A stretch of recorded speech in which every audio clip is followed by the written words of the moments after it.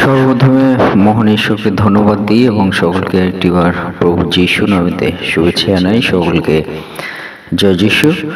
আজকে আমাদের যে আলোচ্য বিষয় তা হবে যে উন্নতির জন্য আমরা কেন পরিশ্রম করব, পরিশ্রম কেন দরকার আছে সে বিষয় নিয়ে আজকে আমরা আলোচনা করব। তাই এই মুহূর্তে যতজন ঈশ্বর সন্তানেরা আপনারা যুক্ত হয়েছেন, শুরু থেকে শেষ অবধি ঈশ্বর বাক্য শোনার জন্য অনুরোধ থাকলো। আসুন আমরা এই সময় ঈশ্বর বাক্য শুনি। হিতোপদেশ 6 অধ্যায় 6 থেকে 8 পদ। হে অলস, তুমি পিপীলিকার কাছে যাও, তাহার ক্রিয়া সকল দেখিয়া জ্ঞানবান হও। তাহার বিচারকর্তা কেহ নাই, শাসনকর্তা কি অধ্যক্ষ কেহ নয়। তবু সে গ্রীষ্মকালে আপন খাদ্য প্রস্তুত করে, শস্য কাটিবার সময়ে ভক্ষ সঞ্চয় করে। ঈশ্বর তার বাক্যে আমাদের প্রত্যেককে আশীর্বাদ যুক্ত করুন, আমেন। স্বর্গের পিতা, প্রেমময় প্রভু, তোমাকে ধন্যবাদ দিই আজকে এই দিন দেওয়ার জন্য। আর আজকে এই দিনে প্রভুকে আমাদের জীবনের সমস্ত ভার তোমার হস্তে দিই পিতা, তুমি পরিচালনা করো। আমাদের পরিবারের ভার তোমার হস্তে দিই, তুমি পরিচালনা করো। সকলকে সুস্থ সবল রাখো, তোমার রক্তে ব্যারিকেড করে রাখো, পরিচালনা করো। সমস্ত মন্দতার কার্য থেকে রক্ষা করো, সমস্ত বিপদ আপদ থেকে রক্ষা করো পিতা। তোমার পবিত্র আত্মা পরিচালনা দাও, সঙ্গে সঙ্গে থাকো। এবং প্রভুকে তোমার যে বাক্য শোনার সুযোগ করে দিয়েছ, সে বাক্যের মধ্য দিয়ে তুমি আমাদের জীবনে কথা বলো পিতা। সমস্ত ভার তোমার হস্তে দিলাম প্রভু। এই প্রার্থনা একমাত্র প্রভু যীশু খ্রিস্ট নামে চাই, আমেন। জয় যিশু, জয় যিশু। আজকে দেখি আমাদের পিতা ঈশ্বর তিনি আমাদেরকে বলেন যে আমরা উন্নতির জন্য পরিশ্রম আমরা কেন করব। কারণ পিতা ঈশ্বর বলেন যে হে অলস, তুমি পিপীলিকার কাছে যাও, তাহার ক্রিয়া সকল দেখো এবং জ্ঞানবান হও। অর্থাৎ আমরা পরিশ্রম কেন করব, যে আমরা পিপীলিকার কাছে পিতা ঈশ্বর তিনি আমাদের যেতে বলছেন এবং তাহার ক্রিয়া সকল আমাদেরকে দেখতে বলছেন। তাহলে সে পিপীলিকা কেমন কাজ করছে? তারা সেই হার্ড ওয়ার্ক করছে, তারা পরিশ্রম করছে, সে পরিশ্রমের কার্য করছে।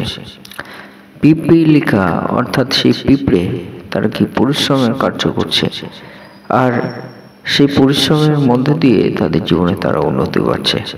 তাহলে এই যে পিপীলিকা বা পিঁপড়ে যে পরিশ্রম করছে, সেই পরিশ্রমটা মধ্য দিয়ে আমরা কি দেখতে পাচ্ছি, তারা কি আমাদেরকে শিক্ষা দেয়? পিতা ঈশ্বর সেই বিষয়ে আমাদেরকে বলতে চান যে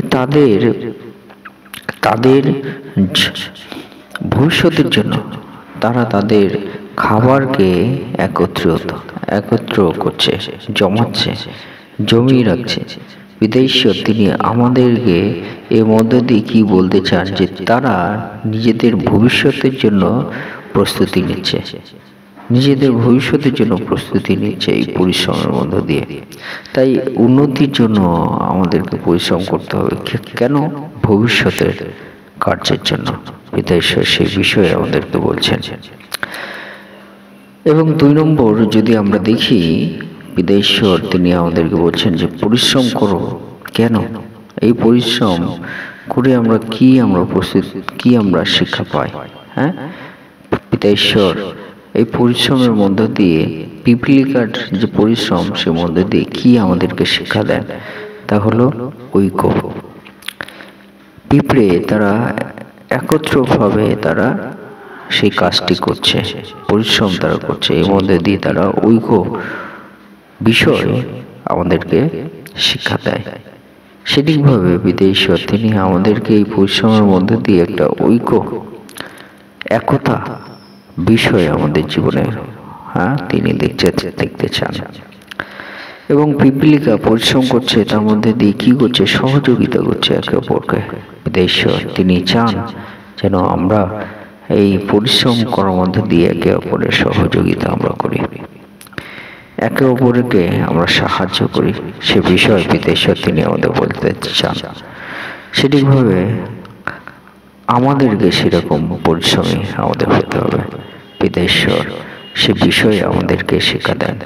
তাই আসুন আমরা ভবিষ্যতের জন্য প্রস্তুতি নিই, একতা হওয়ার জন্য প্রস্তুতি নিই, আমরা একে অপরকে সাহায্য করার জন্য আমরা প্রস্তুতি নিই। সেইভাবে আমাদের জীবনে পিতা ঈশ্বর তিনি পরিশ্রম চান, সেটি আমাদের জীবনে আশীর্বাদের বিষয়। ঈশ্বর বাক্যে আমাদের প্রত্যেককে আশীর্বাদিত করুন। আমেন।